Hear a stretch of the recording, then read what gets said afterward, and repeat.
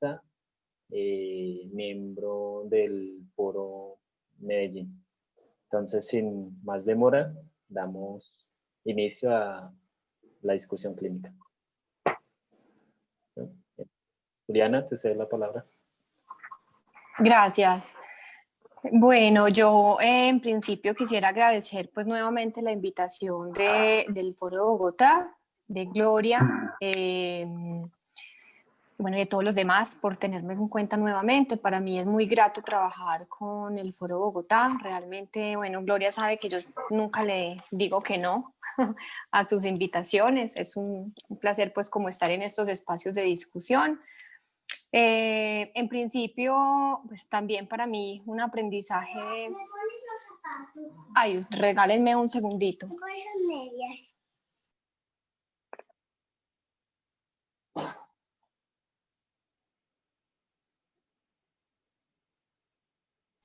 Bueno, en mi caso no es el internet, sino el niño chiquito. Les estaba diciendo que para mí es un aprendizaje, ha sido un aprendizaje muy interesante acercarme a Winnicott. Realmente, por ejemplo, yo no había trabajado antes este caso de él. Creo que pues, propone elementos como podemos retomar justamente pues ahora en la discusión.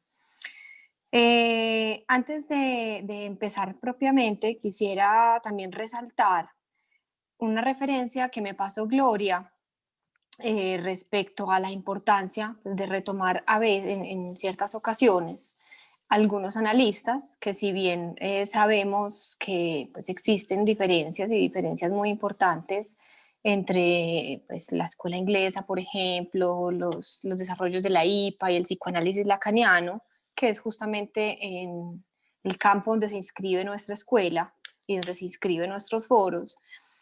Sin embargo, a pesar de esas diferencias, vale la pena a veces retomar algunos de los postulados de otros analistas y ponerlos en consideración, ponerlos en tensión, también extraer de allí ciertos aportes.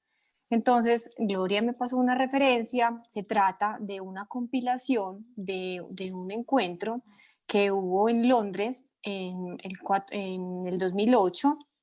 Los compiladores son Catherine y Alain Vanier, e incluso en esta actividad participaron algunos miembros de nuestra institución, ¿cierto? Como François Gros, por ejemplo. Yo les voy a leer la referencia, pues Gloria me la tradujo porque es un texto que está en francés, se llama Winnicott con Lacan. Se llama Winnicott con Lacan y dice más o menos así, abro comillas. Lacan introdujo a Winnicott en Francia. Él llegó a decir que este era uno de los analistas anglófonos que él más apreciaba y que él había encontrado su objeto A en el objeto transicional. Es la razón por la cual numerosos psicoanalistas han querido interrogar los puntos de encuentro y desencuentro, así como la presencia real de estos dos analistas de genio. La clínica de Winnicott y la de Lacan, y su trabajo en particular a partir del cuidado que hace uno como el otro de interrogar el lugar del analista en la cura, con el estilo que le era propio y el movimiento constante de su teoría. Estos dos hombres fueron muy conscientes de la dimensión política del psicoanálisis y de su lugar constitutivo. Con un pensamiento sobre el sujeto, esta obra permite proseguir, continuar pensando con ellos hoy este aspecto crucial, es decir, entonces la cuestión del sujeto. Esto es entonces, como les decía, es la introducción a estas memorias de esa actividad que se llevó a cabo en Londres, que justamente un poco es como lo que vamos a hacer hoy, ¿cierto? Retomar algunos aspectos de Winnicott, pero también ponerlos en consideración según una lectura lacaniana de este caso que vamos a trabajar. Bueno, sabemos que Winnicott es un psicoanalista, médico británico, pediatra, inscrito entonces en la escuela inglesa. Él es contactado por los padres de Pigol, es la pequeña Gabriel, ¿cierto? Pigol es como la forma cariñosa como se referían a la niña en cuestión. Lo contactan en enero del 64. Él la atendió durante una serie de consultas que incluso denomina como a demanda, ¿cierto? Ahí rompe un poco como este esquema de la rigurosidad y de el número de consultas por semana establecidas en la IPA. Se pregunta si eso es un psicoanálisis, no lo es, etcétera, pero yo no voy a ahondar en este momento, en este punto. La niña llega siendo muy pequeña, realmente tenía 2 años y 4 meses, y termina más o menos el proceso con Winnicott hacia sus 5 años. Es un caso, como les digo, muy interesante, permite pues, establecer como ciertas diferencias en seguramente los modos de interpretación que hacía Winnicott respecto a los que podríamos pensar desde Lacan, pero pone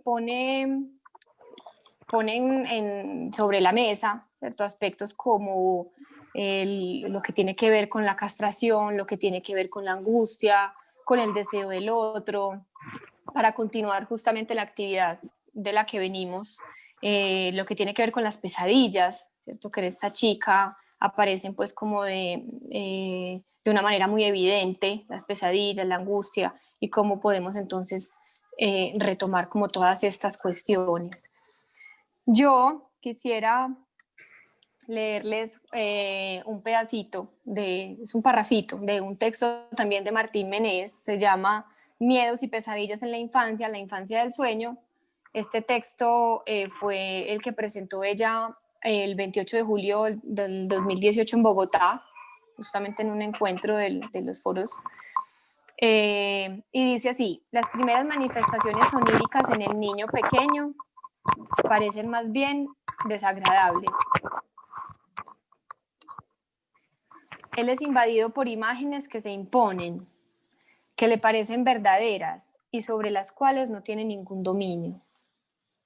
Los terrores nocturnos que aparecen en esta edad precoz son su manifestación extrema de la angustia, provocada por estas pseudopesadillas primitivas de la primera infancia, en donde las imágenes son equivalentes a alucinaciones. El niño pequeño no puede diferenciarlas de una vivencia diurna. Bueno, esto como un poco para introducir el asunto de las pesadillas en la pequeña Pigol.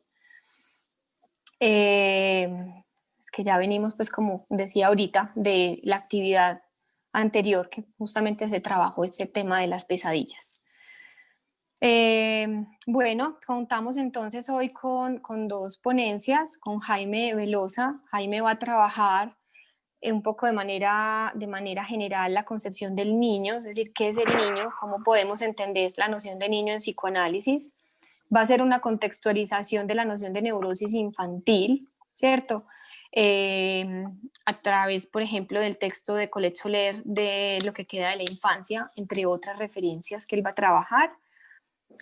Y ya Sergio Sarmiento va a entrar directamente a Winnicott y al caso Pigol, ¿cierto? Donde va a intentar pensar la manera de interpretar de Winnicott, la clínica con niños y como el aporte de Winnicott a estos aspectos de la clínica con niños.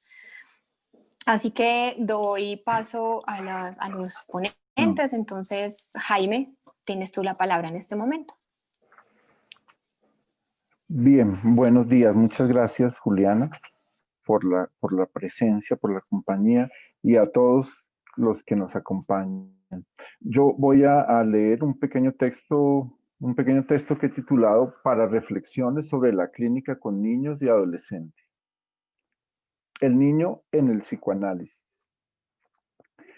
Empezaré por revisar de nuevo y brevemente cómo se entiende y qué es un niño en psicoanálisis.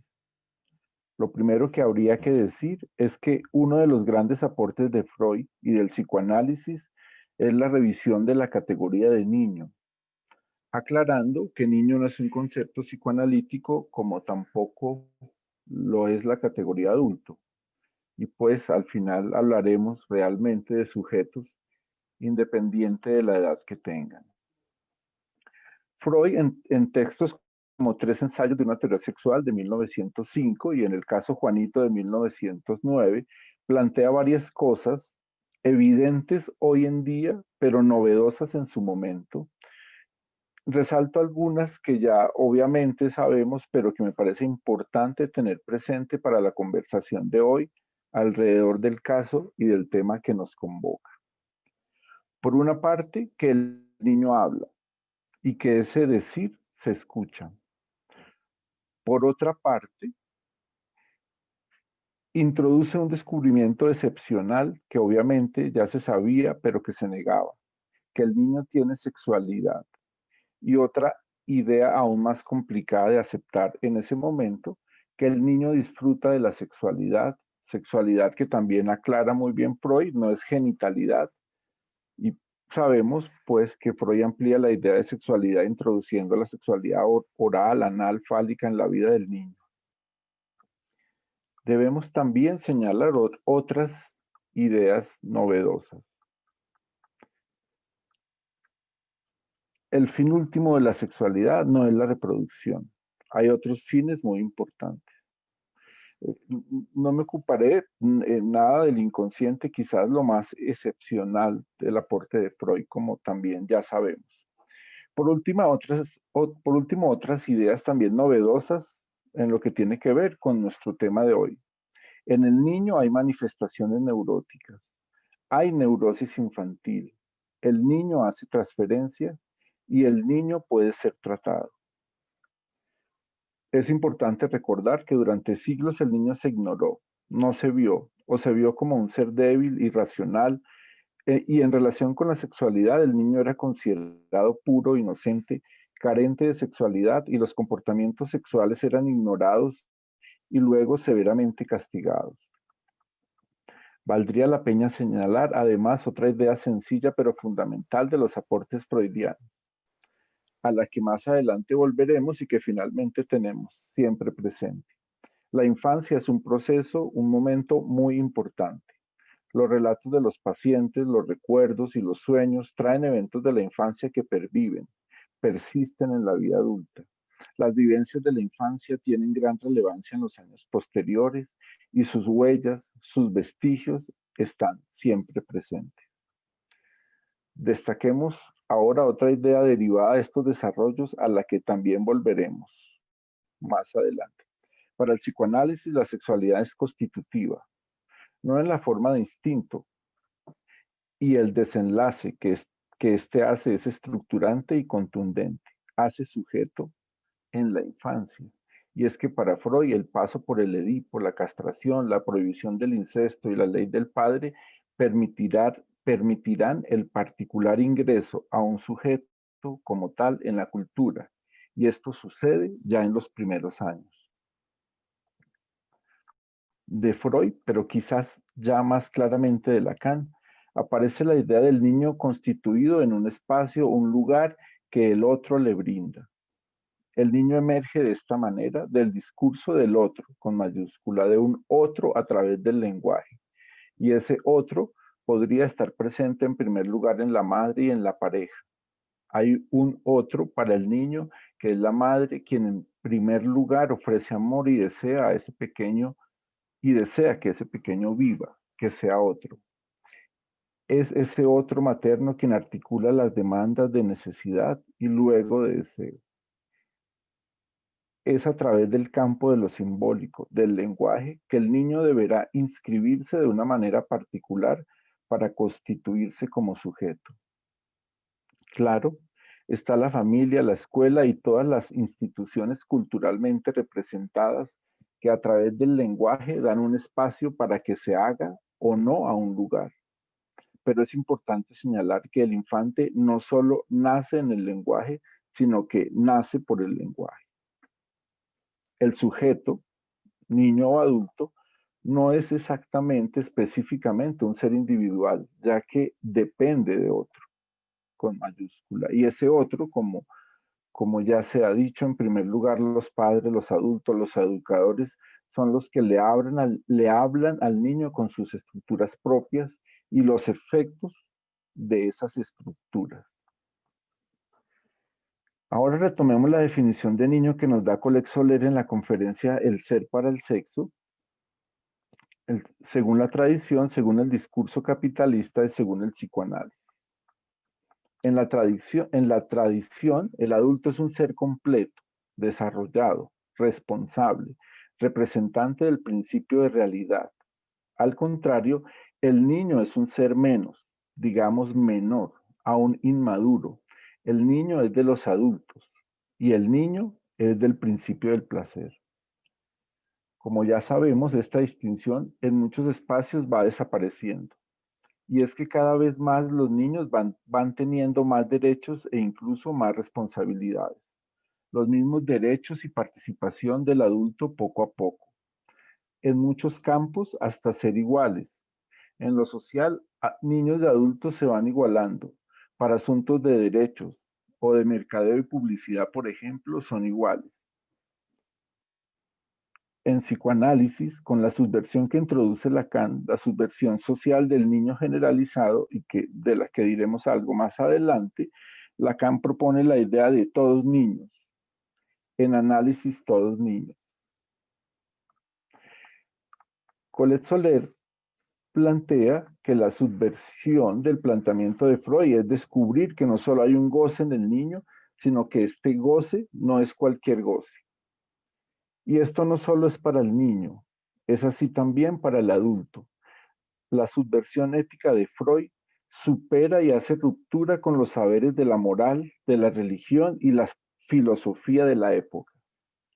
Lo que Freud plantea es el goce de las pulsiones parciales que descubre en el niño y que es la realidad sexual del inconsciente, la realidad sexual de todos, de cada uno, las pulsiones parciales. Esto es, reitero, que la realidad del inconsciente es la sexualidad infantil, la sexualidad de las pulsiones parciales. Esto, repito, lo dice Lacan en el seminario 11, los 4 conceptos fundamentales del psicoanálisis, que la realidad sexual del inconsciente son las pulsiones parciales. Y como plantea Colette Soler, esta es una verdad horrible, insoportable. ¿Y por qué horrible? Insoportable. Porque significa que no hay orden sexual, que existe el desorden. Las pulsiones parciales excluyen el orden sexual. ¿Qué es el orden sexual? Una manera de comprenderlo es lo que ha estado establecido en los tiempos de Freud, que la sexualidad es genital, que la sexualidad es para la reproducción, que los hombres gustan y desean a las mujeres, que hay jerarquías en las relaciones. El descubrimiento de Freud, el descubrimiento de la sexualidad infantil, es que la sexualidad es perversa polimorfa en el infante y en el inconsciente. Que el ser para la genitalidad, el orden sexual, por una parte, no proviene de una pulsión genital. No puede serlo, dice Colette Soler. Las pulsiones provienen de una exigencia del deseo del otro. Es del deseo del otro. Hay un decir que es del deseo del otro. El deseo de la demanda genera las pulsiones y el cuerpo responde en eco al decir de ese otro, realizando los significantes del apetito oral, anal, etc., puntualizando que el cuerpo del niño responde ejecutando los significantes del otro y resaltando también que cumplir el orden lo que provoca es más bien tormento. ¿En qué contexto hablamos del niño? Colette Soler, en el texto del niño generalizado, se plantea la cuestión de saber qué queda del niño, que todos hemos sido. Saber qué queda del niño que todos hemos sido cuando nos volvemos adultos. Lo primero que se plantea es el problema del determinismo, a saber, si lo que aconteció para un ser durante su niñez determina lo que él va a hacer después. Saber si lo que ocurrió a los 4 o 5 años define la manera como será después. Con lo que el problema del determinismo del acontecimiento infantil y con estos temas como la libertad o la capacidad de elección quedarían planteados. ¿Cuál es el peso de la infancia? Como plantea Colette Soler en el texto Hombres y Mujeres, lo que queda de la infancia, lo que queda de los años llamados de educación, independiente de aquellos recuerdos que uno pueda tener, es que el cuerpo ha sido sometido a las prácticas del discurso. Se trata del ejercicio de plegar ese pequeño cuerpo, ese ser hablante, a las exigencias del discurso del otro, con mayúscula, según lo demanden quienes le hablan, según los valores de sus más próximos. La subjetividad es apalabrada al discurso. Para ser sujeto hace falta apalabrar. Para ser sujeto hay que situarse en relación al deseo que anima al otro. Otra inquietud que se plantea Colette Soler en este mismo texto es ¿cuál es la diferencia entre un niño y un adulto? Es claro que hay diferencias, pero hay que precisar cuál es la diferencia, hasta dónde va y desde qué punto de vista se establece. Una diferencia es la posibilidad de la reproducción, que da lo real del organismo y que claro, repercute en la subjetividad. Sin embargo, el organismo del que se ocupa el psicoanálisis es el cuerpo, un organismo transformado por el lenguaje. Me parece importante mantener la pregunta, ¿cuál es la diferencia entre un niño y un adulto? Otra pregunta, ¿y cómo el niño se vuelve adulto? Según las teorías del desarrollo seguidas por la IPA y por la psicología, existe un proceso de desarrollo natural implícito. El crecimiento depende de unas fases naturales. Se crece como las plantas y los otros animales, como si las fases fueran un hecho natural. Quizá Freud es el responsable de esa idea, dice Colette Soler, pues Freud escribió que había una progresión natural que hacía ir de una etapa a otra hasta una organización unificada alrededor de una zona erógena. Aunque otros autores psicoanalistas y no, Erikson, Piaget, Vygotsky, en fin, plantean también el asunto de las etapas. Sin embargo, Lacan pone en duda ese proceso lineal, natural de una sucesión de etapas. Lacan en cuatro conceptos, en la lección del 12 de febrero del 64, respondiendo a Dolto, que no entiende y pregunta cómo se puede prescindir de los estadios del desarrollo del niño, Lacan le contesta y le dice, la descripción de los estadios formadores de la libido no debe ser referida a una pseudomaduración natural, siempre opaca. Y eso cambia todo, señala Colette Soler. Para Lacan, la sucesión de las etapas es según un cambio de discurso del otro. Es la demanda oral del otro la que produce la pulsión y la fase oral. Son las exigencias de limpieza, control, orden del otro las que producen la pulsión y la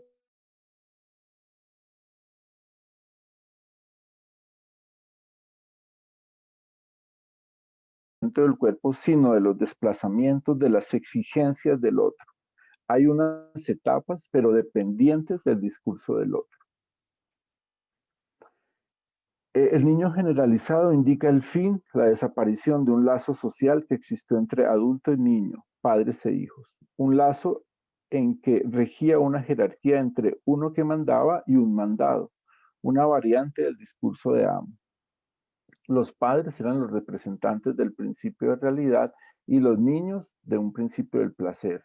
Los niños no tenían noción de la realidad y debían obedecer. Los padres sabían qué hacer y los niños no tenían ni idea, ni voz. Ahora, en la época del niño generalizado, todos tienen el mismo derecho, todos están al mismo nivel, todo el mismo principio. Es claro que en los últimos años se han producido y se siguen produciendo grandes cambios en asuntos como la represión, la censura sobre la sexualidad, las intimidades, las verdades, los placeres. Esto ha cambiado. Todos sabemos que pasamos de prohibido gozar a gozar sin coacción. Otras cosas han cambiado. Por ejemplo, los derechos de los niños y las mujeres han cambiado, pues se trata de que todos los individuos estén a la par y ahora niños y mujeres tienen derechos. Esto también implica que su derecho al goce ha cambiado, su libertad y forma de disponer de su cuerpo ha cambiado. También las relaciones de autoridad y poder, las costumbres, todo esto se ha impactado. pero una desnormativización de la sexualidad amplía o quizá elimina límites. Hay más derechos, pero también todo podría ser permitido. Esta y otras circunstancias afectan al niño hoy. Hay claramente una fragmentación, una separación entre amor, deseo y goce. Obviamente, hoy en día la reproducción se separa de estos tres registros y muchos jóvenes afirman tajantemente no querer tener hijos. Y estos tres registros, amor, deseo y goce, aparecen estrechamente ligados a la palabra, a la subjetividad. Así, la pulsión genital como ordenadora en ocasiones está en duda y la atracción del hombre a la mujer, por ejemplo, como algo normal, pues está aún más en duda. Por supuesto, hay cosas, a pesar de todo, que permanecen igual. Así lo señala Freud en El malestar en la cultura, tema que será asunto de un próximo encuentro de Foros Bogotá. La noción de niño generalizado que trae e introduce Lacan es una expresión que significaría que quizá no hay más adultos, no hay más el adulto, quizá no hay más personas grandes. Si no hay más diferencia entre niño y adulto, todos iguales, no hay diferencias de esencia. El asunto del análisis del niño generalizado quiere decir que nunca se ha analizado un adulto, que solo se ha analizado niños, con lo cual mantendremos la pregunta por la diferencia del niño y del adulto para el psicoanálisis. Estos cambios evidentes también significan cambios en las condiciones del trabajo analítico con niños y adolescentes. Estas condiciones han cambiado, estas condiciones se han modificado. Por ejemplo, la demanda de análisis. Sabemos que para entrar en análisis se requiere la subjetivación del síntoma. Esto implica asumir que hay un sufrimiento y que en ese sufrimiento se está implicado. Reconocer que hay algo que no está bien, que hace sufrir, pero además considerar que eso tiene que ver consigo mismo. Esto en la consulta actual de niños y sobre todo de adolescentes resulta complejo, casi imposible a veces. Oleg Soler plantea que en esta época de niño generalizado, de homogenización de los derechos de los cuerpos, es más difícil, perdón, me perdí, es más difícil el asunto del síntoma, pero me perdí. Es más difícil entender lo que llamamos síntoma. A mí me pasa con los adolescentes que no pueden entender por qué hechos que para ellos son absolutamente normales, para la madre o para los padres les genera mucha angustia y lo ven con tanta preocupación. Y al contrario, ellos no pueden entender algunas cosas de los adultos. Hay más dificultades. Por ejemplo, de dónde se pone la queja, que casi siempre es afuera, en el otro, en la familia. Y hay más dificultades en la relación con la demanda, pues los padres son los que llevan a los niños y a los adolescentes a consulta. Tema del que Winnicott se ocupa en algún momento con su forma de aceptar la demanda de la niña en este caso, con preguntas que quedarían como ¿por qué la demanda en este caso mediada por un adulto? ¿O por qué para unas cosas los adultos aún son los que deben hablar? Bien, algunas anotaciones finales sobre el tema de la neurosis infantil. El tema de la neurosis infantil recorre toda la obra freudiana desde que sus pacientes histéricas empiezan a poner énfasis en sus vivencias infantiles. Freud lo resalta especialmente en el caso Juanito y en el caso de la historia de una neurosis infantil de 1917, donde pues Freud revisa el tema de la neurosis infantil a través de la neurosis de un hombre adulto de 23 años y trabajos que ya han sido abordados en los espacios del foro y que tienen una importancia, digamos, especial, como ya se ha señalado en su momento, por ejemplo, por el valor que le atribuyó Freud a las vivencias infantiles descubiertas en estos tratamientos.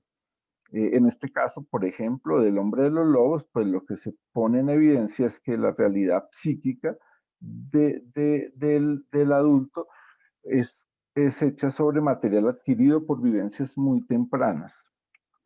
Freud presenta la neurosis infantil como un episodio regular, normal en el desarrollo del individuo, que pasa generalmente inadvertido, que a veces es considerado como mal comportamiento por padres y maestros y que en nuestra época actual es diagnosticado y medicado, que se manifiesta algunas veces durante un tiempo bastante corto y preciso, y que es un proceso que apunta a la construcción del sujeto.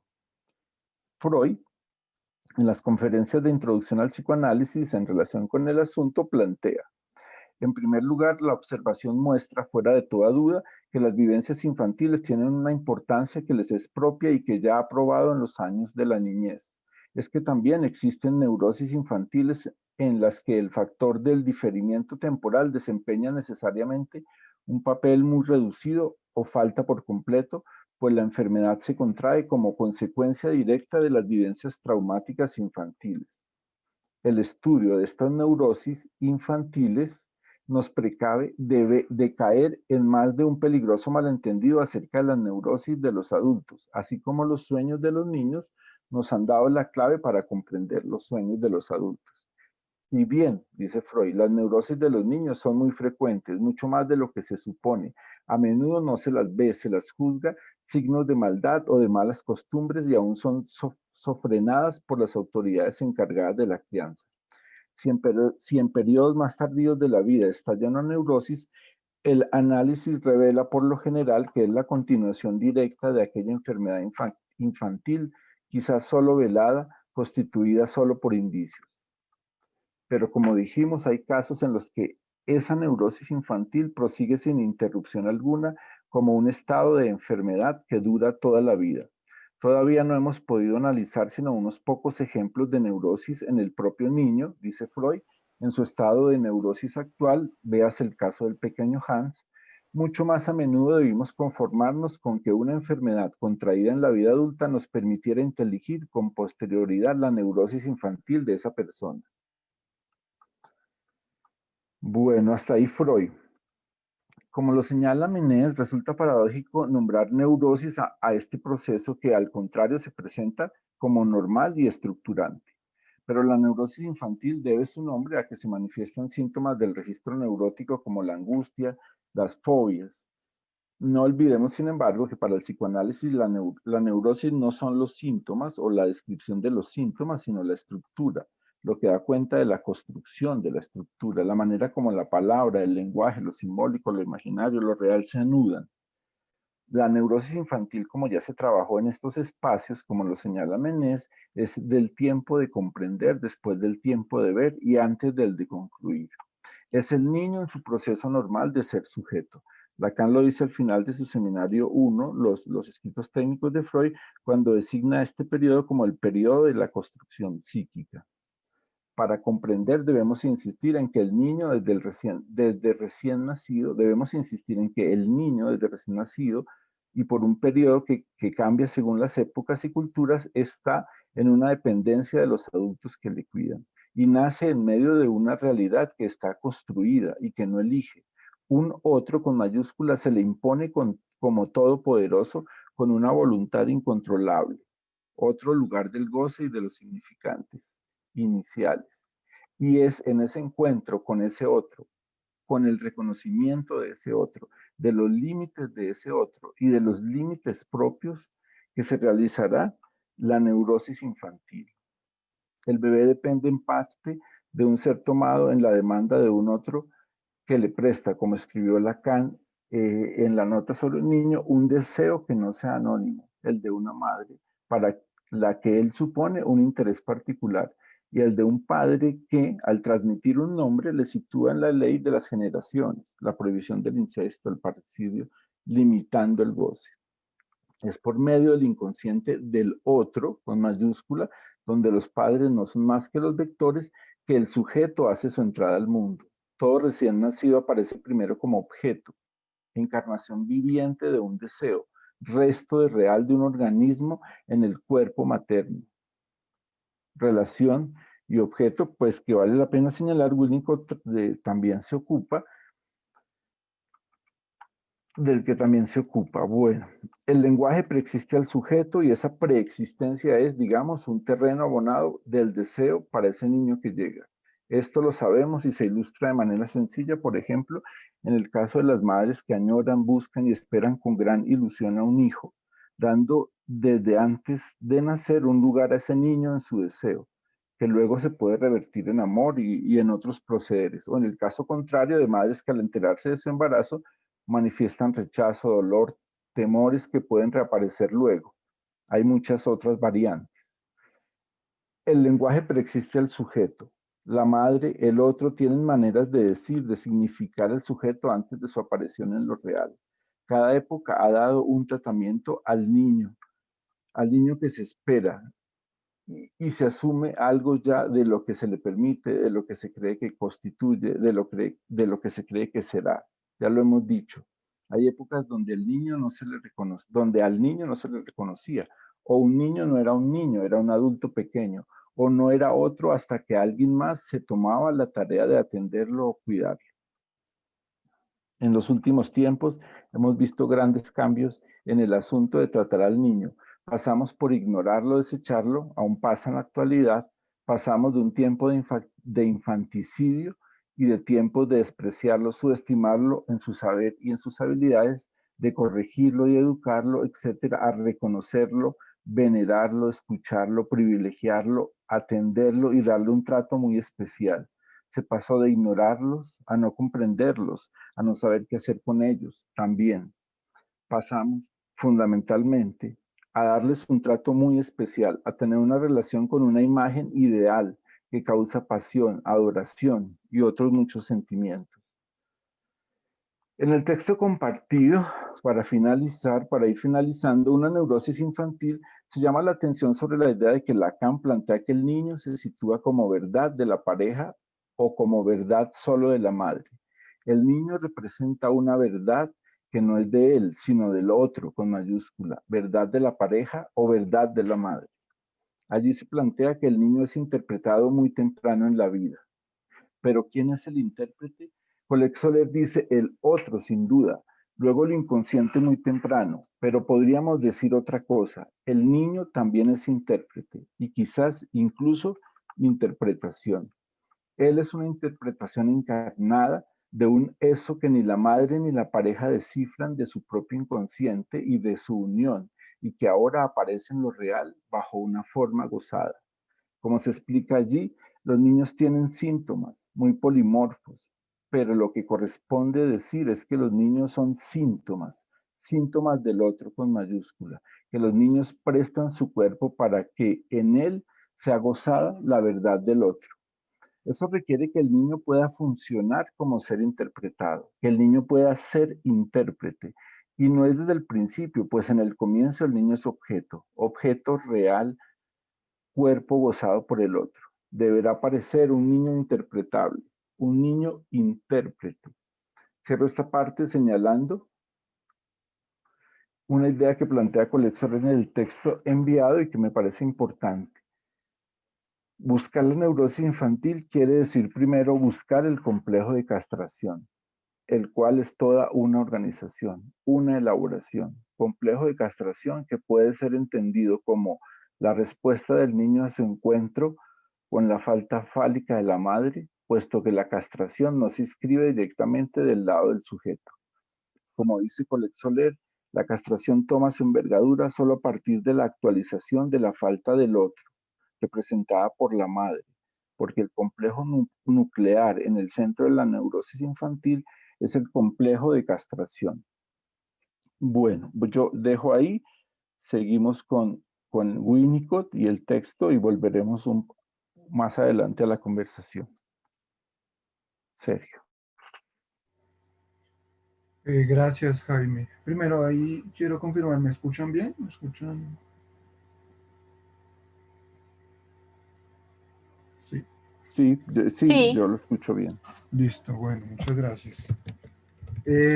Bueno, entonces en realidad esta última parte de cierre de Jaime me va a servir a mí también para anudar algunas cosas que por decirlo menos pasaron, por lo menos en la letra del caso, pasan desapercibidas o simplemente no son capturadas u omitidas son omitidas por Winnicott. Voy a empezar primero a dar algunas generalidades sobre la clínica de Winnicott, tal como él y sus comentaristas la entienden. el horizonte en el que se inscribe. Después, un poco extendiendo comentarios sobre la manera en que partiendo de estos supuestos o estos objetivos, eh, trabaja con Gabriel, con Pigol, y finalmente, valiéndome un poco del texto sugerido por, por nosotros, de Soler, y en un texto adicional de otra psicoanalista británica, anotar también algunas cosas sobre pues posibles otras maneras de volver a darle una vuelta adicional al caso, más allá, digamos, de lo que alcanzó a entrever Winnicott. Entonces, generalidad sobre la clínica de Winnicott. Winnicott se apreciaba en decir que era indispensable adaptar la técnica a las necesidades y particularidades de cada caso. En este sentido, si el caso lo ameritaba, realizaba un psicoanálisis extenso, pero si no era posible, pasaba a las sesiones regulares o las sesiones a pedido, como en el caso de Pigol, e incluso estaba dispuesto a recurrir a consultas terapéuticas aisladas o prolongadas. Sin embargo, cuando un niño estaba en efecto enfermo, Winnicott recomendaba un análisis full scale de 5 sesiones por semana, lo cual mostraba pues, una tensión entre su creencia en el potencial de curación del análisis infantil y su confianza en que las cosas se ordenaran naturalmente. Sobre estas modalidades de trabajo, muchos fueron los que cuestionaron que el denominado, por ejemplo, psicoanálisis a pedido, con sus sesiones poco frecuentes e irregulares, fuera análisis y en cambio debería considerarse una psicoterapia más. Sin embargo, él mismo insistió que en lo que había que enfocarse era en lo que se podía hacer con la transferencia y el inconsciente, dejando de lado los acuerdos formales del dispositivo analítico y sus estipulaciones acerca de la frecuencia y regularidad de las sesiones, provenientes, entre otras, pues de acuerdos institucionales, digamos. De hecho, si este asunto de frecuencia, regularidad e intensidad importara, el caso del pequeño Hans, ya lo sabemos, tendría que dejar de ser considerado como un clásico del psicoanálisis. Acá una cita de Winnicott en la introducción del caso. Una vez que un niño se pone en tratamiento, se pierde de vista la rica sintomatología de todos aquellos a los que se cuidan sus propios y satisfactorios hogares. Es posible que en realidad el tratamiento perjudique algo tan valioso como la capacidad del medio doméstico para tolerar y hacerse cargo de los estados clínicos del niño que revelan tensión e interrupciones temporarias en el desarrollo emocional que perjudique incluso el propio desarrollo. De acuerdo con esto, hasta ahí la cita, de acuerdo con esto, el método a pedido tendría ventajas sobre el de sesiones diarias 5 veces por semana, sobre el ortodoxo, digamos. Sobre este último, son muchas las dudas que Winnicott tiene en términos de utilidad, entre otras razones porque el trabajo termina viéndose como un compromiso aceptado y no se debe aceptar que un compromiso tenga en sí mismo valor. Adicionalmente, esto pues es algo más o menos evidente, en el método tradicional se da muy a menudo el decaimiento entre las sesiones, lo cual impide, dice él, realizar un trabajo verdaderamente profundo y serio. Esto lo dice él en el 65, pero ya varios años atrás, en el 58, tenía ideas muy cercanas a estas elaboraciones. Por ejemplo, en el 58 aseguraba él mismo que lo realmente sustancial en el trabajo con niños era saber si el terapeuta tenía o no preparación analítica. Esto es, se trata de ser capaz de transitar la especificidad de cada caso con técnicas acotadas. Él mismo declara, sin ningún asomo de vergüenza o de reparo, haber empleado, según casos, técnicas de psiquiatría infantil, psicoterapia individual, como ya lo dijimos, y hasta auténticos psicoanálisis con niños tan pequeños como Gabriel. Pues en últimas, los límites entre estas técnicas, como él los llama, entre estos métodos de trabajo, son ciertamente imprecisos, siempre y cuando haya de parte del terapeuta, de quien escucha, de quien llega al niño, pues como una atención o una preparación analítica, dice él. Años más tarde de esto, en el 62, diría que había que hacer análisis solo cuando en efecto el paciente lo necesitara y se pudiera entrever, dice él, se pudiera predecir casi que un análisis en regla le haría bien. Pues si de entrada se veía que el paciente no lo necesitaba, había que hacer otra cosa. Y bien, continúa, cuando de hecho había análisis, lo siguiente a resolver era el límite máximo, usualmente lo que había que resolver era el límite máximo de lo que es lícito hacer en la instalación del dispositivo analítico. Sin embargo, él contrapone como punto de referencia para la práctica clínica que el asunto a resolver no es lo máximo, lo que es lícito hacer, sino por el contrario, lo menos que ahí se puede hacer. La conclusión a la que llega en esa época, en el 62, es la siguiente, y vuelvo a leerlo extensamente.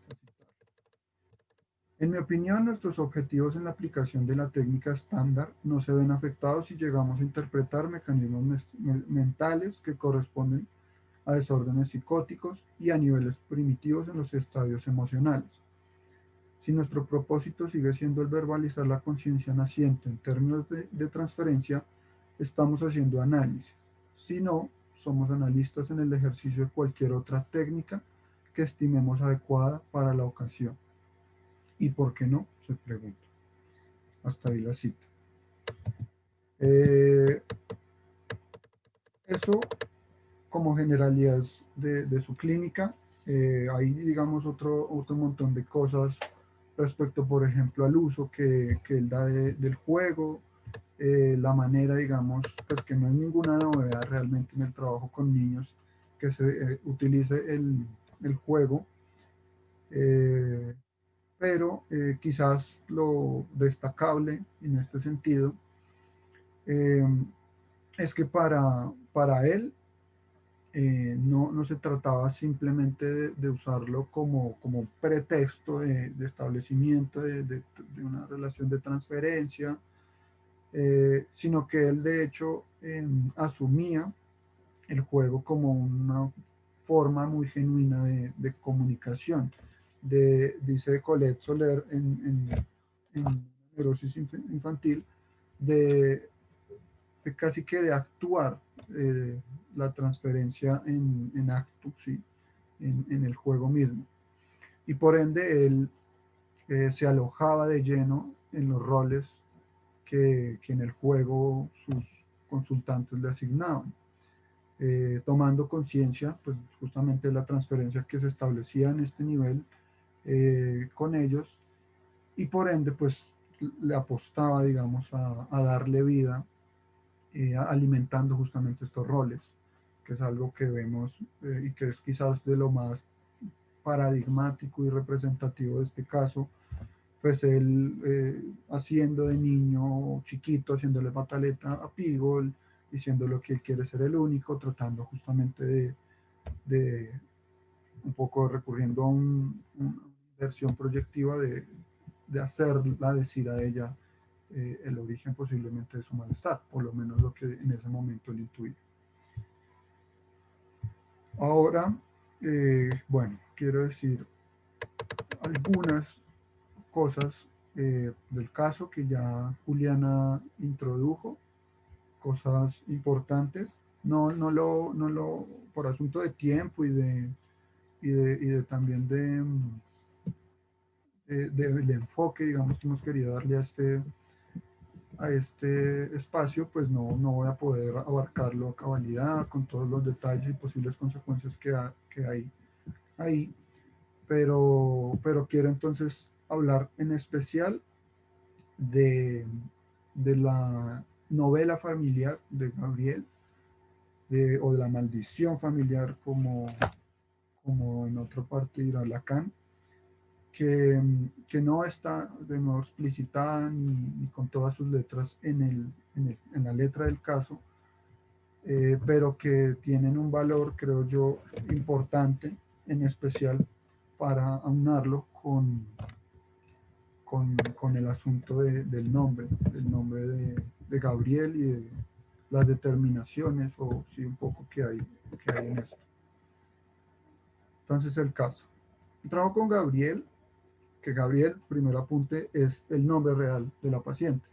Winnicott nunca se tomó, digamos, la molestia, ni siquiera después la madre misma de Gabriel, que fue la que colaboró para la publicación póstuma del caso, en ocultar el nombre. El nombre real de esta mujer es Gabriel, que pues todavía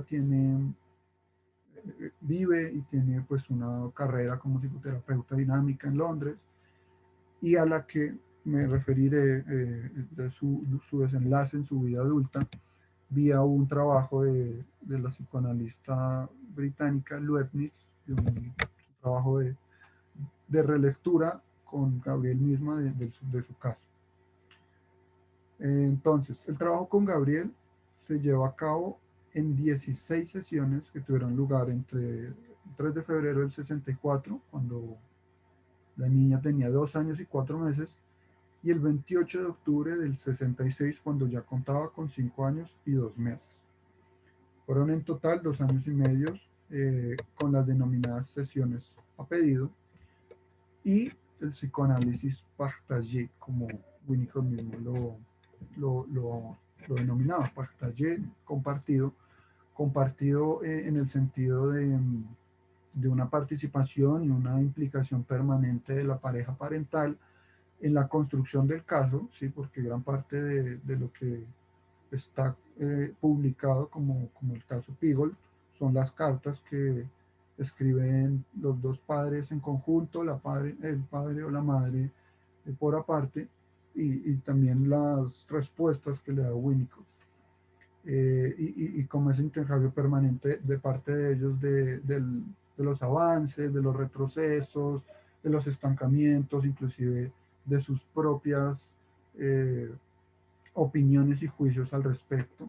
O sea, no solo hablan de ella, de Gabriel, sino de ellos mismos vía el pretexto de reportar lo que pasa con el niño. En este sentido era entendido por Winnicott como un psicoanálisis partagé. Y lo de sesiones a pedido, ya lo he dicho, por el digamos, la asunción o el presupuesto de que las sesiones se iban a llevar a cabo solo, presuntamente, en función de una demanda explícita y articulada por la niña misma. Continúo. Diría luego Winnicott, luego de haber concluido el trabajo con Gabriel, que en el caso con ella, tanto la participación de los padres con sus reportes juiciosos y prominentes del estado y los pormenores de Gabriel, y del cuestionamiento permanente y la insistencia, como dice Soler, que se cierne sobre ella, así como lo espaciado de las entrevistas, tuvieron como efecto el diluir la posesividad, dejando libre el camino para que la relación de la paciente con sus progenitores se desarrollara como parte del proceso terapéutico en total. Al margen de esta apreciación posterior al trabajo, durante el mismo trabajo, Winnicott mismo se cuestionó si este dispositivo tan poco clásico podía considerarse como un psicoanálisis en regla. De hecho, en la quinta sesión con Gabriel, le propone al padre, o si le plantea la necesidad o posibilidad de dejar de verla a él y optar en cambio por un análisis con otra persona, un análisis full scale, un análisis de 5 veces por semana, porque él mismo en ese momento estaba permanentemente cuestionándose si en realidad era esa la modalidad conveniente para el caso, para la particularidad de Gabriel. Respecto a esto, a esta duda justamente sobre si es esto o no un análisis, dice Soler, reconociendo la evidente baja intensidad de trabajo, pues el que hayan sido 16 sesiones en 2 años y medio, es evidentemente pues, poco trabajo, dice, en términos de ocurrencia. Pero dice Soler, esa pregunta en sí misma es mala, pues en realidad no hay algo así como un dispositivo clásico, como un estándar de trabajo. Y por ende, aunque el Winnicott mismo lo dude, eh, el caso de Gabriel es un análisis en regla. A esta consideración de Soler habría que agregar la de Leibniz acerca de que ni siquiera la alta frecuencia de sesiones garantiza un proceso psicoanalítico si no hay, como dice ella, demanda de juego. En este sentido, el caso de Gabriel es un análisis muy vital en la medida que no es rutinario. A pesar de que puedan pasar pues, 3 meses, un mes, tiempo prolongado entre sesión y sesión, Gabriel retomaba los hilos del juego, del discurso mismo, del intercambio con Winnicott, como si no hubiera habido, como si no hubiera pasado tiempo alguno. O sea, ahí está simplemente puesto entre paréntesis o suspendida esa temporalidad pues, del mundo, ¿no? Eh, entre otras porque lo que estaba hablando en ella pues no era sino el inconsciente, ¿sí? La temporalidad del inconsciente. Otro asunto sobre el caso que Jaime lo anotó, vinculado con esta idea de desarrollo, digamos, que hay concebida sobre el niño y que opera y persiste aún en Winnicott. Eh, para Winnicott, ciertamente la edad de Gabriel hacía difícil estimar eh, en primera medida si el tratamiento, si el proceso mismo se había completado exitosamente, pues asumía él que habían en ese tiempo en curso procesos de desarrollo que harían necesario suspender cualquier asunción sobre el éxito analítico. Es decir, para él sin duda hubo una mejora clínica en la niña atribuible al trabajo realizado en análisis. Sin embargo, el tiempo mismo llevaría a que Gabriel misma se liberara de las pautas de la rígida organización, es una cita, de la rígida organización defensiva que constituye la enfermedad, y en consecuencia se hacía indistinguible lo que era atribuible a mejoría clínica y lo que por el contrario correspondía al desarrollo emocional.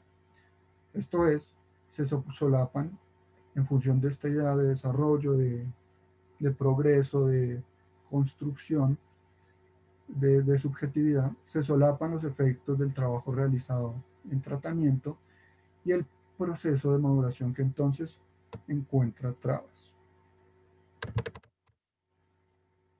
Ahora quiero, bueno, apuntar sobre la entrada, digamos, de Gabriel en el psicoanálisis en particular y la entrada en consulta con Winnicott, la proveniencia que empieza a darme, digamos, lugar para hablar de los padres, de la novela familiar, como ya lo dije. Todo empieza con una carta escrita por la madre en enero del 64, de 1964, solicitándole a Winnicott, que en esa época pues ya era un psicoanalista reconocido internacionalmente, entre otras cosas por su propia capacidad de transmisión, sostuvo inclusive durante muchos años un programa de radio en la BBC, entonces se va a convertir en una estrella.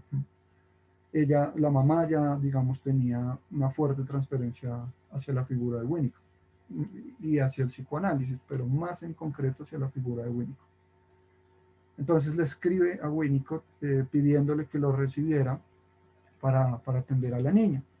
pues decía ella, y cito, tiene problemas que la mantienen despierta por las noches y a veces parecen afectar el conjunto de su vida y su relación con nosotros, aunque no siempre.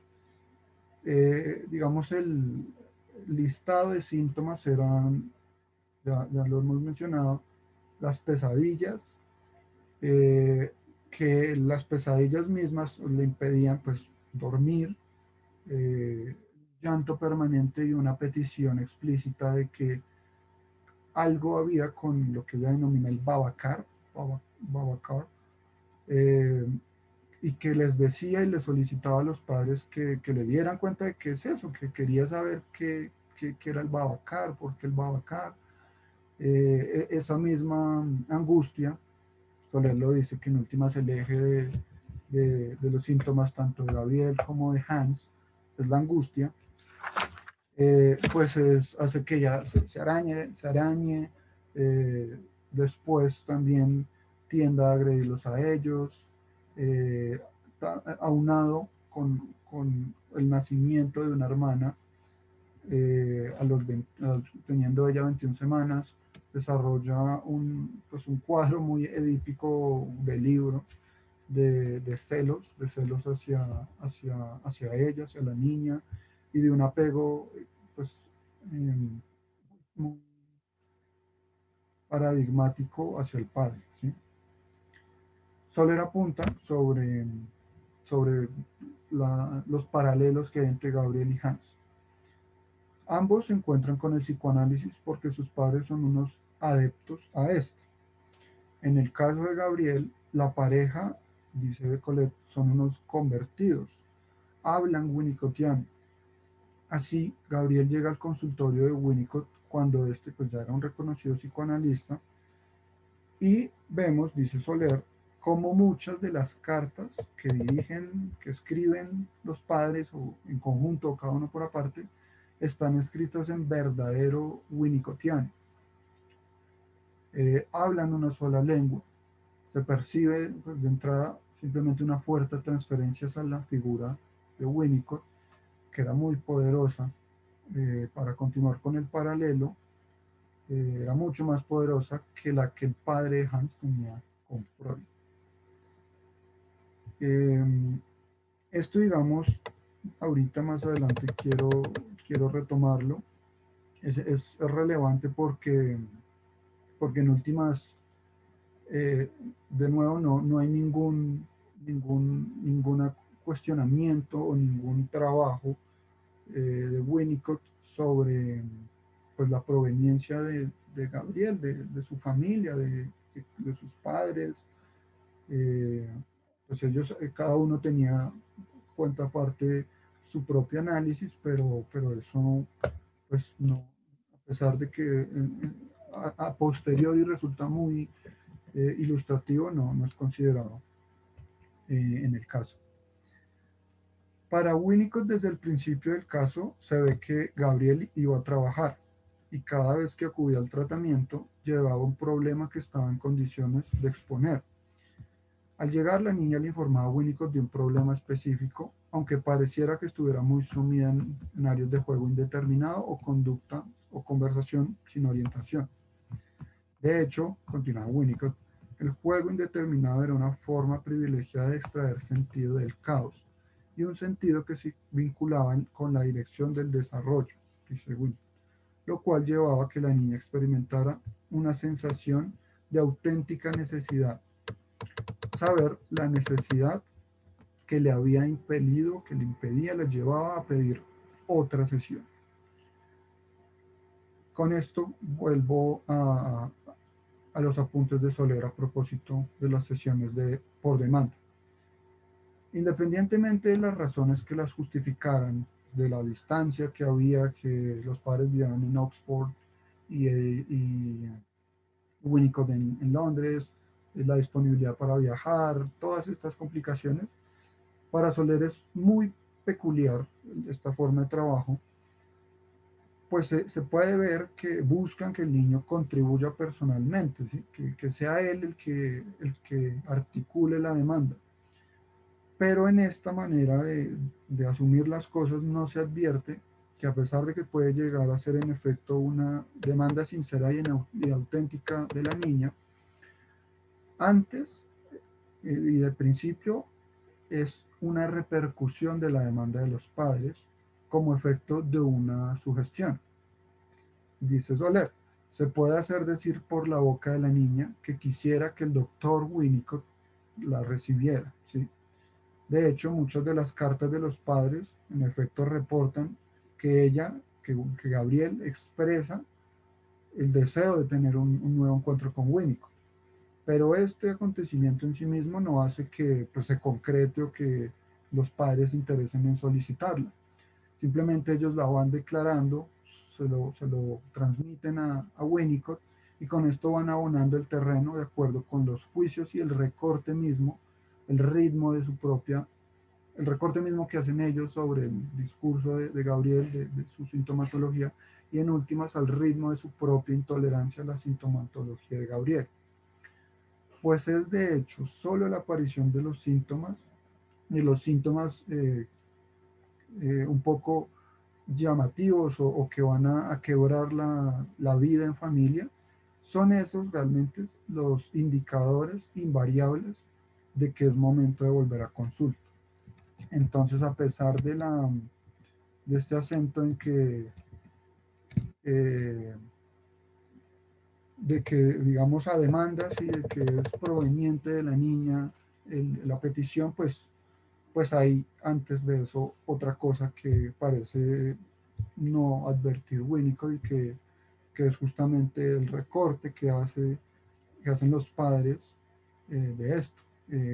También en su manera de escucharla, en su manera de inclusive prometerle que vamos a ver al doctor Winnicott, que él sí sabe de Babacars, pues van abonando un terreno, pero de algo que no es enteramente de la niña, ¿verdad?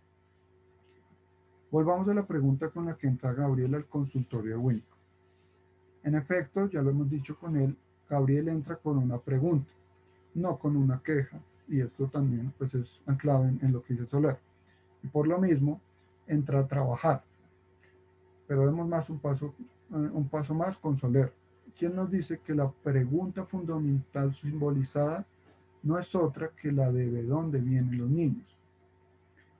Gabriel, dicho brevemente, es un sujeto que busca razones. Esto en sí mismo tiene su valor y relevancia. Sin embargo, para Soler, lo verdaderamente sorprendente en este punto es que Winnicott se compromete a dar la respuesta a esa pregunta sin respuesta. O lo que es peor, intenta una respuesta en lo empírico que resulta lamentable por lo ingenuo. Una interpretación muy kleiniana, dice ella, del hombre tiene algo que mete en la mujer y siembra algo en la mujer. Una lectura, digamos, paralela a esta es que pues Winnicott simplemente enfatiza en su semblante el cómo debe responder el analista, o mejor, cómo debe no responder a esa interrogación. Al principio, digamos, asume, acepta que sabe de qué son los Babacar, que es la madre negra, por qué esto se le aparece e irrumpe en la vida de Gabriel, y la enseña una interpretación a ciegas para que se instale la creencia en el análisis, ¿sí? Tentativa esta que luego se verá está equivocada. En la segunda sesión le dice a Gabriel, lo vamos a averiguar juntos, ¿sí? Y declara en contra de lo que se habían esforzado en erigir sus padres, ¿sí? Que él mismo no comprendía nada sobre el Babacar, antes de que la misma Gabriel le hubiera dado pistas o señales para una interpretación verdadera. La gran conclusión, digamos, o el cierre que da Soler, ahí me estoy saltando muchas cosas, pero es que quiero avanzar al siguiente punto. Entonces, lo alentador en todo el trabajo de Winnicott con Gabriel es que a pesar de lo errado de las interpretaciones que él hace, las interpretaciones actuadas inclusive, parece no haber hecho mucho daño, porque Gabriel ha dado ya su propia interpretación. Dicho de otra manera, el inconsciente es el que gana al final, el inconsciente de ella, ¿sí? A pesar de los pasos en falso, del de Winnicott, dice Soler, pues se impone el sentido del inconsciente. La interpretación de Winnicott es más vana que nociva, aunque vaya en el mismo sentido en un punto. La falaz promesa de recuperación. Ahora, quiero entonces referirme de nuevo a un trabajo que publica en el 2017, Deborah Anna Leibniz. Son reconsideraciones del caso de Piggold, con unas conversaciones que tiene ella con Gabriel misma, ya adulta, ¿sí? En esto quiero empezar hablando de, de los padres, de quiénes eran ellos, para empezar a mostrar como otra vertiente, por la cual ella se pudo haber considerado las cosas. Entonces, primero, ella como adulta se declara, se reconoce, su familia pues eran... Sergio, Sí. discúlpame que te interrumpa un segundito. Hablando con Esteban Obando, me dice que tienes tiempo para seguir más o menos hasta las 40. Ok, bueno, entonces voy a sintetizar esto. Gracias. Entonces, brevemente entonces, la madre o sus padres, ambos no eran ingleses. El padre era irlandés, había vivido con su familia en una colonia inglesa y había tenido mucho éxito, no obstante tuvo que regresarse a Irlanda a sufrir un poco, y más que Irlanda, al Reino Unido, a Inglaterra, a buscarse un lugar en el mundo, eh, sufriendo pues toda clase de, de marginaciones y maltratos. La madre también provenía de una familia de refugiados checos de habla alemana, que pues eran evidente, digamos, la manera de hablar de la madre era de una extranjera que había aprendido a hablar inglés, eh, y también que tuvo, digamos, que llegar a buscar su lugar en el mundo en Inglaterra, eh, por efectos, digamos, de este exilio que sufrió su familia. Entonces Gabriel, ya como adulta, dice: soy la primera niña post-holocausto de mi generación. Gabriel es de hecho mi segundo nombre. Esther, mi primer nombre, carga con la historia y el trauma judío de la familia. Y de hecho era el nombre, la mamá se lo había puesto en honor a una pariente que había muerto en Auschwitz, y que pues curiosamente dice ella, Winnicott se esfuerza o por lo menos no le dice Esther, que era el nombre que la familia misma se había empeñado en ocultar, pero no oculta su nombre de pila, su Gabriel. El Gabriel, por su parte, dice ella, fue en honor a un amante de Enrique IV de Francia, a quien la mamá admiraba mucho, y el nombre real pues, de esta amante de Enrique era Gabriel Destre. El Destre, lo interpreta ella posteriormente, pareciera una especie de retorno de lo reprimido de Leicester, de su origen judío, de toda esta historia familiar de exilio, de muerte que se ciñó sobre ellos y que en su nombre pues quedó evidentemente capitalizado. La madre entonces proviene de nuevo de una familia exiliada, se refugió en Francia con su hermano menor, Tom, 10 años menor que ella, llegan con un pasaporte falso en el que ella dice que su hermano es su hijo, y pues todo huyendo simplemente del holocausto, ¿sí? Los nazis asesinaron la mayor parte de los judíos de Europa Central, incluyendo a su abuela Margaret y su tía Gerta Esther. Esther, ese es el origen de su nombre. Tiempo después, ya radicada en Londres, en Oxford, perdón, se casó con un amigo de su hermano Tom, de su hermano menor, que pues es el padre de Gabriel. Se formó la madre como psicoterapeuta infantil en la clínica Tavistock en Londres y supervisó con Melanie Klein. Y por esta vía, digamos, es que logró entrar en contacto y en una fuerte transferencia con Winnicott mismo.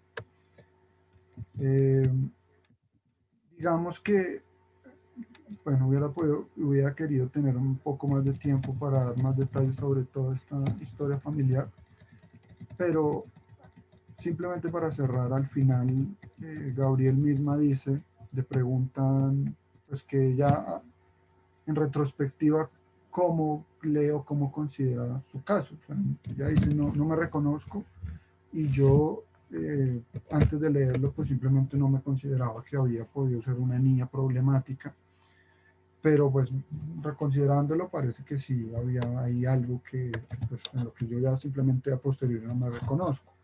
Sin embargo, le dice ella, a tenor, queriendo no ser ingrata del todo con el trabajo, las 16 sesiones con Winnicott, para ella, en realidad, la salvación que devino con esas sesiones Va a quedar acá, sí. no fueron propiamente Tengo a de las ella. 3, el conversatorio de los sábados es cada 15 días. No era una salvación propiamente de ella, sino más de la madre. La salvación, dice, suena un poco ingrato, pero no considero que las sesiones de trabajo me hayan salvado. Tal vez le pertenecían más a mi madre que a mí. Y le contrapreguntan, ¿usted cree que ella creía que eso la salvó? Y ella sí. Lo que sí me impresiona, tal vez no al principio,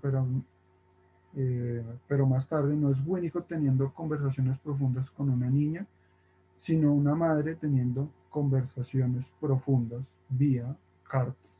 Por ejemplo, la declaración de la pregunta de ¿me amas?, de que le dirigía la mamá a la niña.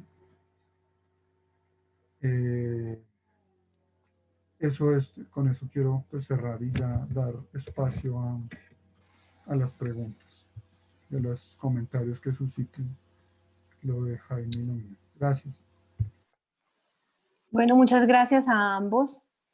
Voy a retomar unas cuestiones algo cortico para abrir entonces la discusión. Ya hay varias manos levantadas. Pues, de lo que ustedes han presentado, pues considero que entonces podríamos decir, ¿cierto?, que el sujeto se constituye. Creo que es algo de lo que trae Jaime y de lo que pues, podríamos evidenciar en el caso de Pigol, ¿cierto?, cómo el sujeto se constituye y cómo la neurosis infantil puede hacer parte de esos avatares de la constitución del sujeto.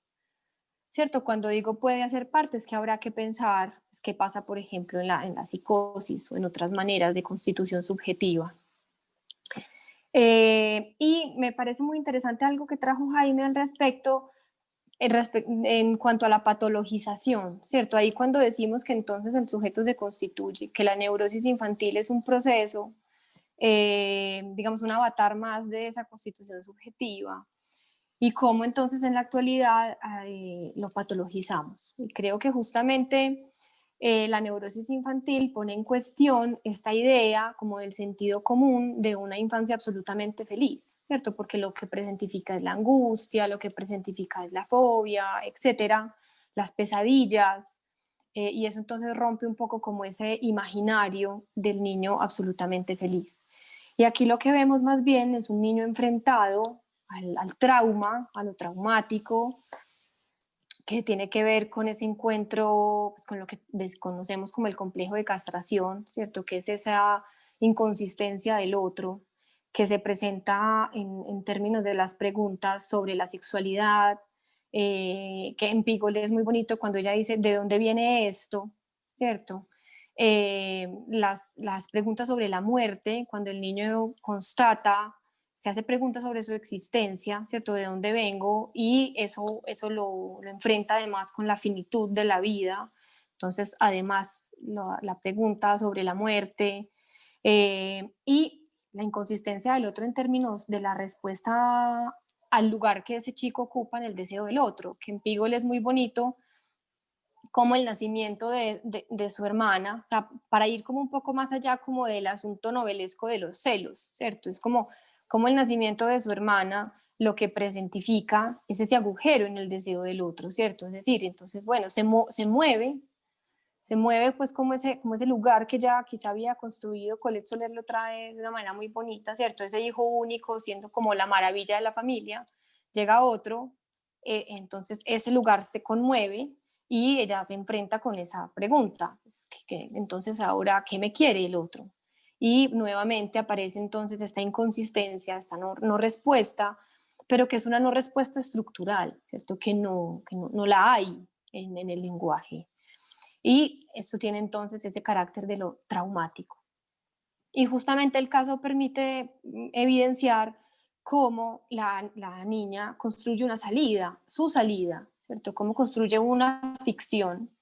Y ahí tendríamos pues como esas diferencias entre un sujeto y otro, ¿cierto? Si bien, digamos, la neurosis infantil podría ser parte de ese proceso de estructuración del sujeto, cómo cada uno construye una salida, cómo cada uno construye una ficción, cómo para algunos niños ese paso por ahí es menos doloroso que para otros. Algunos necesitan, pues, necesitan o se benefician, digámoslo así, tiene un efecto importante el acompañamiento de un analista, ¿cierto? Como para ayudar un poco a acompañar en esos tropiezos que se pueden presentar, pues como en esa elaboración singular.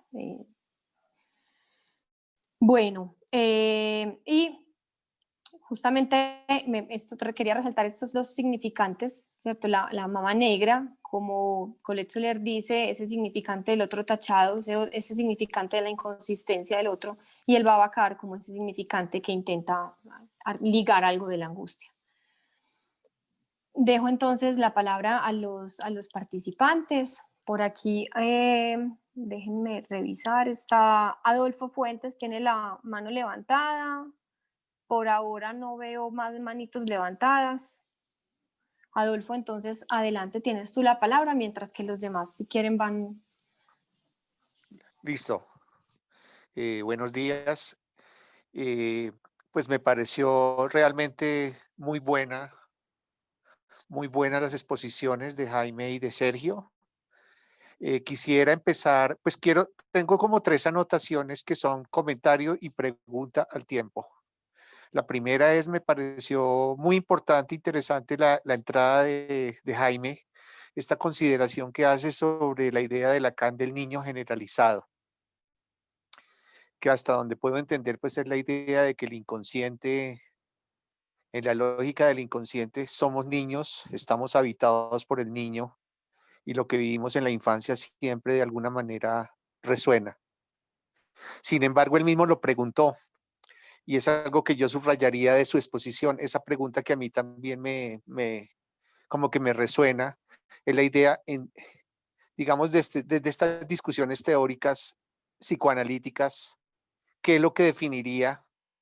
Aunque usted decía que no es una categoría psicoanalítica la de niño y la de adulto, pero digamos, de todas maneras, aquí hemos pasado parte de la mañana hablando de niños y niños, entonces y de los papás adultos y de Winnicott de adulto bueno. Entonces digamos que de todas maneras mi pregunta es si desde el psicoanálisis, ¿cómo se entra como a plantear la diferencia entre ser niño y ser adulto? Si existe, que creo que usted también se lo pregunta. Y la otra, y el otro comentario que tengo es sobre algo que usted también habló, Jaime, sobre los derechos humanos. Y usted habló de que en el mundo contemporáneo a los niños también tienen derechos, se habla de la igualdad de los niños, y en algún momento hizo como una especie de elogio, o no, elogio no, más bien usted dijo que los niños hoy en día son como muy valorados, que hay un ideal, que mientras pareciera que dio a entender que hubo un antes donde los niños no eran bien tratados. Sin embargo, lo que al menos desde mi experiencia veo es que los niños son abusados, son maltratados, son humillados. No digo todos, pero pues bueno, tal vez por mi trabajo lo veo todos los días. Entonces digamos que ese ideal, pues además todo ideal siempre tiene un trasfondo a veces siniestro. Y finalmente quisiera decir, hay una parte de Colette Soler, lamentablemente, pues por no alcancé a leer todo el texto, que también me parece buenísimo, pero hay una parte que Colette Soler habla de que el niño es interpretado, intérprete, y el niño como tal es una interpretación. Eso me pareció también muy interesante, porque pues digamos que interpretado sería, el niño es hablado. Inclusive ahí Colette Soler habla de que el niño a veces queda atónito ante lo que escucha, silencioso, en enigma. Intérprete, diría yo que es como una respuesta, si cabe el término, a ese discurso del otro. Y el niño es una interpretación, digamos que también eso tiene, esa es la que como que en este momento me hace como más pregunta. Ese niño de interpretación es, digamos, como que, si cabe el término, en tanto que todos somos niños y el niño es generalizado, todos somos producto de una historia y de alguna manera somos la línea o parte de la malla de una trama histórica.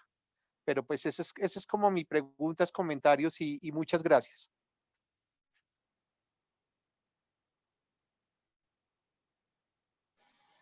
Bueno, ¿alguien más para recoger quizá otra pregunta? Y si no, entonces damos paso a los expositores para que hagan sus comentarios respecto de esta intervención.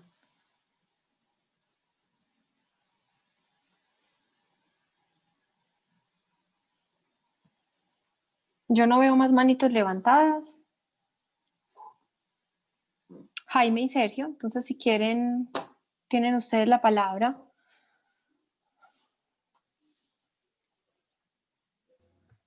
Pues si quieres, Jaime, que fueron más enfocados en tu parte. Ok, bueno. Sí, bueno, ahí hay unas preguntas que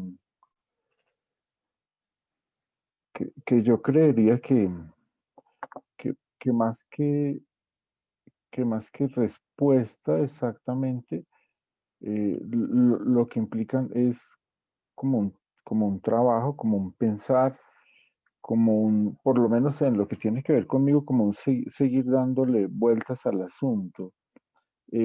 Sobre la diferencia sí, la diferencia entre niño y adulto, se me ocurre, no sé si una frase casi que no sé qué tanto resuelva, pero se me ocurre decir pues que finalmente para el psicoanálisis, independiente de la edad, lo que hay es sujeto, que no sé cuánto resuelva, digamos, el asunto. Em,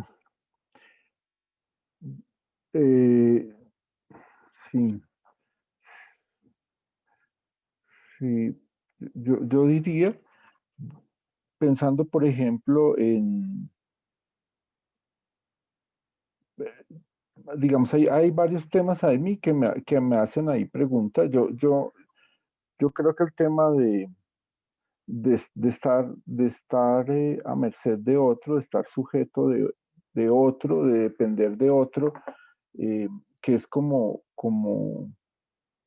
como un tema central en algún momento, podría ser una pista, digamos, una pista.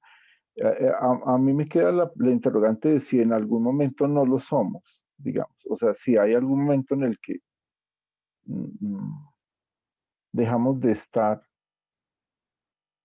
a merced de otro. Y, pues, y entonces me respondo, en esa medida me respondería, pues que todos niños de todas maneras, como lo plantea, como lo plantea Lacan. Sí, no sé si, bueno, podemos conversar y, y, y avanzar ahí, porque no se me ocurre una respuesta, digamos, no se me ocurre como trabajo, como trabajar en torno al asunto. Yo Ahí agregaría, yo. Dale, Sergio, adelante. gracias, que digamos, en el caso de Pigos, o por lo menos esa reconsideración que estaba yo intentando exponer, muestra justamente que pues ella, a pesar de ser, de tener 2 años y menos de 2 años y medio cuando entra a consultorio, ya para entonces, digamos, cargaba con, con lo indecible de una prehistoria familiar eh, llena de marginación, de sufrimientos, que en últimas ella se vuelve en el portavoz de compartido, de partagé de unos síntomas de sus padres, ¿sí? De que ya sin saberlo, digamos, está siendo depositaria, por ejemplo, en su miedo a la muerte, en su declaración de miedo a la muerte, pues por lo menos la interpretación que ofrece Luetnitz es que pues muy probablemente la madre misma lo estaba poniendo de presente todo el tiempo. En una de las cartas le dice a Winnicott, la vida es muy difícil, la vida es trágica, pero pues seguramente para ella esas palabras tienen una connotación pues de larguísimo aliento, de cosas que se han ido inscribiendo, constituyendo eh, pues la subjetividad de Gabriel, con la que ella en últimas hace algo, ¿sí? Con la que, ante lo que ella en últimas responde. Los, los celos también violentos que ella siente por el hermano, eh, por Susan, mm, pues también dice, pueden ser repercusiones de retorno de celos que la propia madre había sentido con su hermano menor, en un escenario de permanente disputa eh, por afecto de sus propios, de su propia madre, ¿sí? Eh, y, y simplemente decir, bueno, que en este caso en particular no bastó, no era suficiente, digamos, la presencia de los padres mismos para una resolución más o menos eh, favorable de toda esta carga, de toda esta angustia acumulada, eh, que se concentraba además en su nombre, eh, y por ende, digamos, es necesario pues recurrir a otro que haga, que restablezca para la madre inclusive esa posición de otro, ¿sí? De quién le va a dar sentido a esto. Si mi esposo ni yo pudimos, pues necesito echar mano de quién, pues del que en este momento se me está planteando como un posible portador de sentido de explicación, pues que es Winnicott.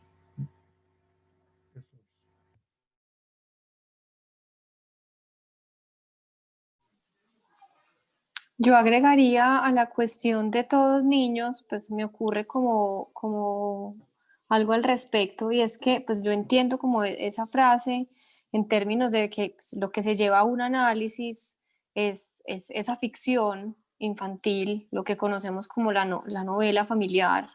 Eh, También se lleva a un análisis las huellas, el eco de las demandas del otro, ¿cierto? Que constituyen lo pulsional en un sujeto, y que eso además constituye su manera de gozar. Y qué más que la lengua, ¿cierto? Qué más decir, qué más infantil que la lengua, que son esos efectos de ese balbuceo que produce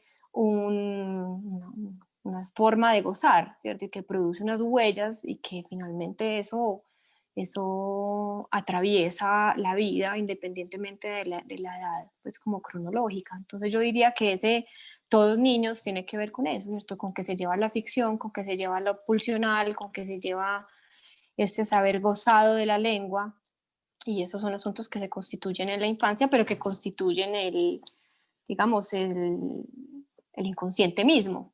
Así lo entendería yo, como esa frase.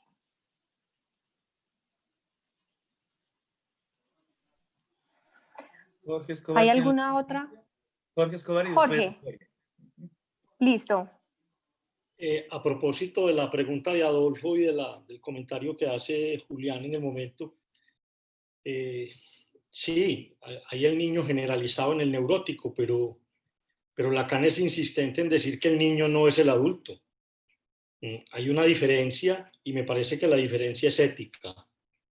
Al adulto se le pide responsabilidad sobre su goce, y eso me parece que marca una diferencia radical. Bueno, muchos siendo niños necesitamos un análisis para responsabilizarnos del goce. Es lo que se espera de un análisis en última instancia, porque encontramos una niñez generalizada en la estupidez humana en general. Entonces me parece que la diferencia está en la responsabilidad subjetiva frente al goce. Si bien está ese señalamiento que hace Juliana de que los hechos de Lacan quedan inscritos desde siempre y para siempre, pero lo que se modifica es la posición del sujeto frente a eso. Era no más. ¿Quién más estaba, Esteban? Gloria. Gloria. Sí, bueno, no, yo quería hacer un pequeño resaltar ese dato adicional que nos aporta Sergio sobre la búsqueda que él hizo de esa entrevista cuando ya Pigol es grande, ¿no? Que ahí me pareció muy interesante, pues, constatar la amnesia infantil, ¿no? Las respuestas que ella le da a esta entrevista, a esta mujer, que es, yo suponer que es alguna psicoanalista de la escuela inglesa, no sé, Sergio, porque no conocía ese dato. Y lo que quería resaltar es esto, como un poco en la misma línea de lo que vamos a encontrar con el pequeño Hans, con Graf, cuando también de adulto le hacen la entrevista y la amnesia ha caído sobre la neurosis infantil de Pigol y de Hans. Mira eso.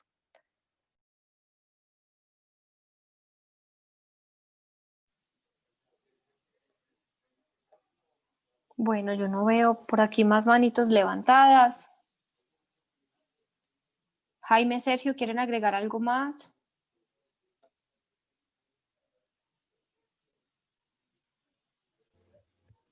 No, simplemente pues agradecer y decir que obviamente todo esto se enmarca en, pues en, digamos, en un trabajo permanente del foro, en el que ya llevamos bastante tiempo, y que simplemente se plantea a continuar, a seguirse alimentando de este tipo de casos, pues, que a mi consideración resultan interesantes, vigentes, eh, valiosos como lecturas hoy en día. No pierden, digamos, su riqueza, y, y ya, simplemente eso, que es un trabajo que continúa, que esperamos nos puedan seguir acompañando y contribuyendo.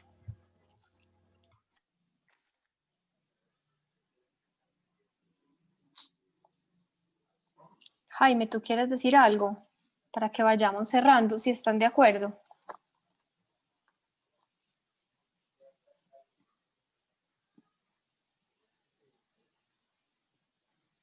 Tu micrófono, Jaime. Yo estaba con el micrófono apagado. Bueno, no, quería decir que Winnicott, pues uno lo escucha, lo cita Lacan, lo citan diferentes autores, pero realmente yo no había leído a Winnicott. Encontrarme con este texto me sorprendió, por un lado me sorprendió gratamente, como ver cómo Winnicott escucha a esta niña de 2 años, en principio 2 años y medio, la escucha, le da valor a la palabra de la niña, es una interlocutora, digamos. Para él eso me parece muy, muy, muy interesante.